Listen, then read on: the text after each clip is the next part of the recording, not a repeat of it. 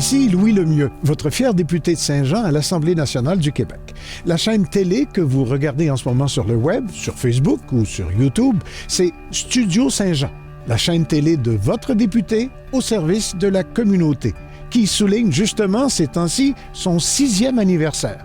Voici donc la suite de notre programmation spéciale de Studio Saint-Jean, 6e anniversaire.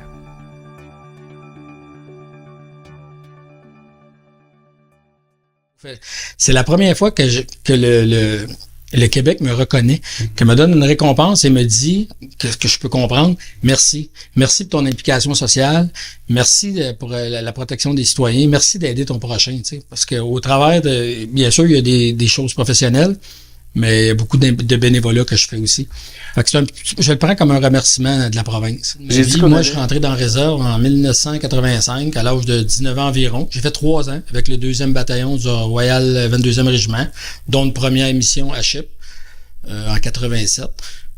Suite à ça, je commençais à avoir des petits problèmes de santé. Fait que j'ai fait un énorme deuil. J'avais une grosse décision à prendre. Je reste dans l'armée, je sais pas ce qui va arriver au niveau de ma santé.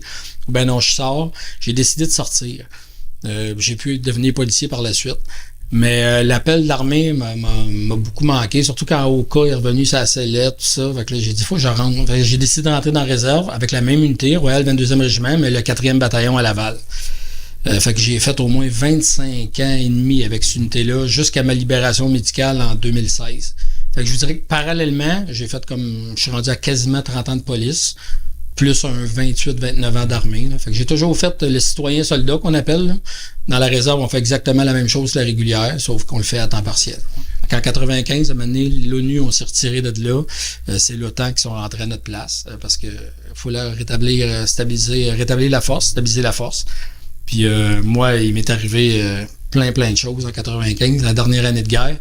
Mais le fait marquant qui fait que j'ai décidé de m'impliquer beaucoup dans le milieu des vétérans puis d'essayer d'aider le plus possible les gens, c'est la perte de mon collègue, mon meilleur ami, mon collègue qui était mon superviseur aussi. On patrouillait ensemble à tous les jours. Puis à un moment donné, là-bas, il nous est arrivé un événement majeur que lui, il s'en est jamais remis. Puis quelques années au retour de mission, malheureusement, il s'est enlevé la vie.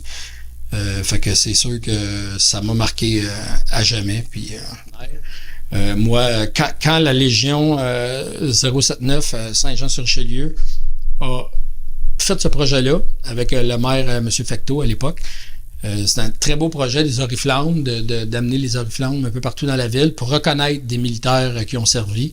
Fait que j'ai pensé tout de suite d'acheter un oriflamme qui était pour 6 ou 7 années, qui revient à tous les mois d'octobre, fin octobre, jusqu'au 11 novembre pour souligner le jour du souvenir. Puis c'est un honneur pour moi là, de voir cette oriflamme-là. J'arrive dans ma 30e année de police. De police tout court, mais au SPVM, je vais avoir 25 ans de service le mois prochain. Puis oui, effectivement, belle carrière. Jusqu'à maintenant, j'ai fait beaucoup de postes. Bon, c'était pas assez. Il fallait que vous soyez aussi, et à plusieurs endroits, pompier bénévole, que vous êtes toujours d'ailleurs. Oui, exact. J'ai été pompier presque 5 ans à Sainte-Clotilde de Châteauguay, où c'est un ami de l'armée, j'avais pu rentrer à ce moment-là, puis suivre toute ma formation de 300 quelques heures de pompier. À l'âge que j'avais, c'est vraiment un but que j'ai réussi à atteindre. J'étais très content. J'ai dû quitter Sainte-Clotilde. Maintenant, je suis pompier à Saint-Jacques-le-Mineur. Ça fait quasiment 4 ans. Fait que je suis près de 10 ans là, comme pompier volontaire, qu'on appelle pompier à temps partiel. Puis j'aime beaucoup ça aussi. Pourquoi vous êtes important pour Héma-Québec? Je pense que on me dit un ambassadeur. Peut-être qu'à un moment donné, quand tu atteins un nombre impressionnant, entre parenthèses, avec toute humilité là, de don de sang, on te déclare comme un ambassadeur. Puis je donne du sang régulièrement. Je pense que je suis allé cette semaine encore. Je pense que je suis rendu à 505 environ. Là. J'ai dépassé le cap des 500. Fait que, ça, après tout ce dont on vient de parler, pourquoi la liste est encore longue? On ne sera même pas capable de passer au travers le reste de la liste de bénévolat. Là. Mais qu'est-ce que vous avez besoin d'aller faire plus de bénévolat que tout ça déjà? Là? Certains diraient que c'est altruiste, mais moi je dirais que c'est un petit peu égoïste, dans le sens qu'on dirait que j'ai vraiment un besoin d'aider les gens. Moi, ça me fait du bien. C'est sûr que ça fait du bien. ça fait du bien à moi.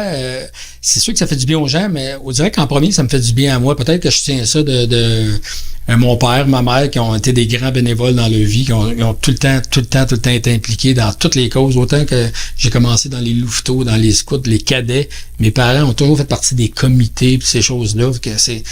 Je pense qu'ils m'ont inculqué de bonnes valeurs, puis d'aider les gens, d'aider son prochain. Puis moi, j'ai grandi avec ça.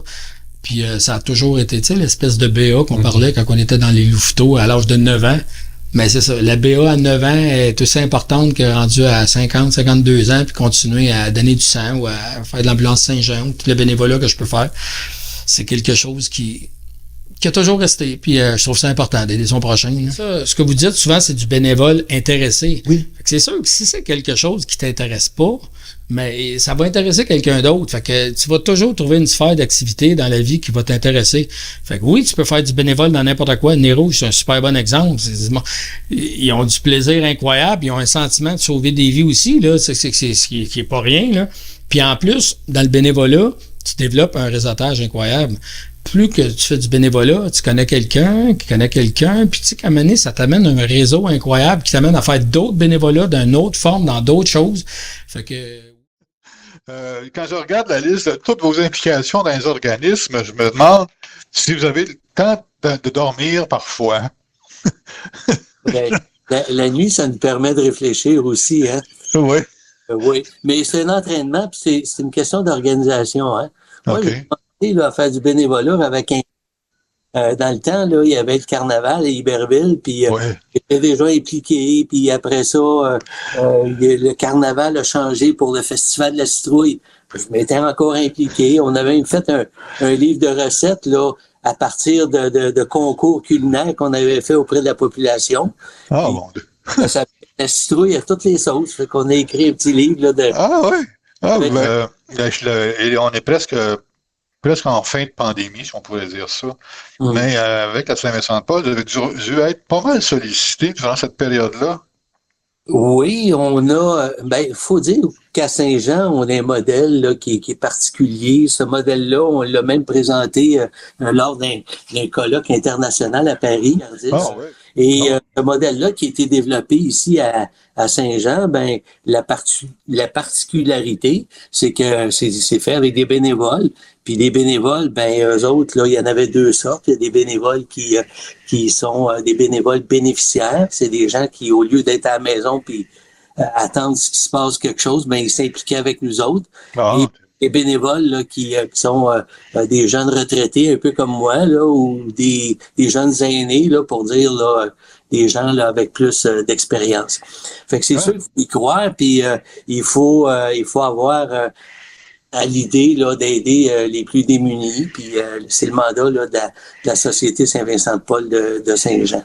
ouais. Le modèle qu'on a développé, c'est une épicerie, et puis les gens venaient, et puis nous, avec les camions, on faisait le tour des épiceries qui nous donnaient là, des aliments là, qui étaient peut-être plus up-to-date là, pour être sur les tablettes. On recueillait ça, on faisait le triage. Puis on a monté une épicerie avec ce qu'on recueillait aussi lors de la guignolée. Et puis les gens venaient, il y avait des critères pour être admissible. Là, c'est sûr que dans la vie, faut faire des critères parce que c'est l'argent qui mène, hein. Puis C'est ça. les budgets sont pas illimités. C'est un peu comme dans tout là. Faut faire un cadre, là, puis à partir de là. On fait une offre de service, puis les gens sont servis, puis on fait du dépannage alimentaire dans ce sens-là. Ah, c'est bon. Avec la pandémie, là, il a fallu être plus créatif, puis avec la distanciation, les masques, puis tout ça, la contamination, on avait à protéger nos gens, puis on avait aussi à protéger nos clients, nos usagers. Fait que là, on a développé un nouveau modèle, on a tout révisé nos processus, puis on a recréé un nouveau modèle où là, on est plus, on a standardisé nos affaires et puis chacun reçoit là, sa juste part là, dans ce qu'on recueille, et les fonds et aussi les aliments. Là, puis on fait des paniers. Dans une semaine, là, type, là, je prends la semaine dernière, le vendredi, on donne beaucoup d'aliments frais, là, qu'on pourra pas garder la semaine suivante. Ouais. Et en même temps, ben, on va donner de la viande, on va donner du lait, des œufs, du pain, pour qu'ils puissent passer la fin de semaine. La semaine passée, vendredi passé, je n'ai eu 125 qui sont venus. Entre 100 125 le vendredi. Et dans la semaine, on fait à peu près là,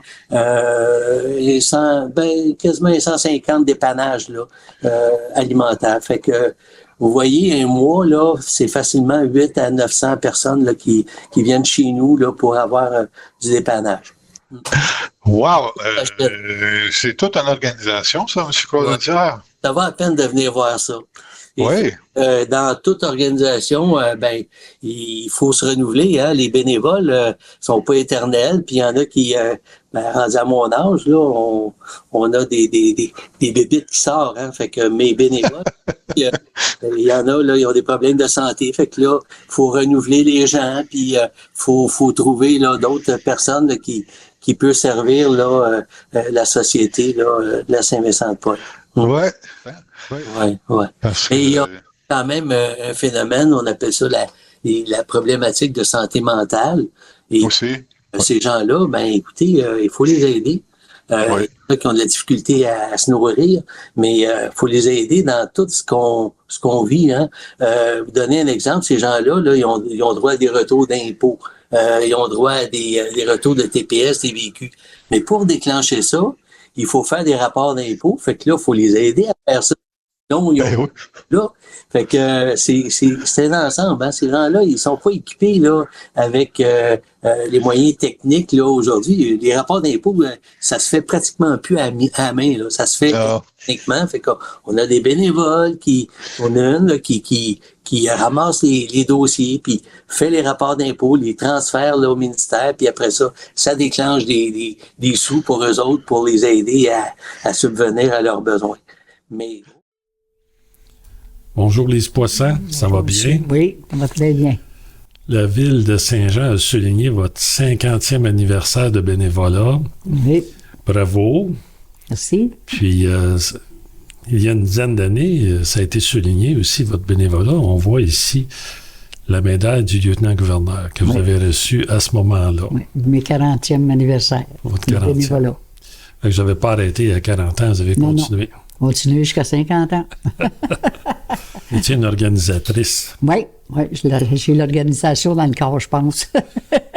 Mais vous avez commencé jeune. Oui, toute jeune. Même votre mère, ce que j'ai vu dans le Canada français, là, était présidente des fermières. À Saint-Jacques-les-Mineurs. Saint-Jacques-les-Mineurs. Puis j'ai rentré fermière. Elle m'a rentré fermière. J'avais, je pense, 13 ou 14 ans.